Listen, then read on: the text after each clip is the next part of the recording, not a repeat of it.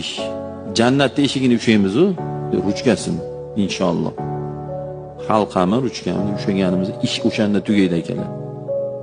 Siz bilan mendan zo'ri ham tugatalmagan ishni. Tugamaydi bu. O'lsa ham tugamaydi. Nabarot ishni haqiqiysi o'lgandan keyin boshlanadi. Hatto hayotga javob berish kerak, qilgan ishlarga javob berish kerak. U problema ham. Ish gap qisqasi jannat eshigi tushalganda endi ish tugaydi. Nima demoqchiman? Ish tugamaydi akalar.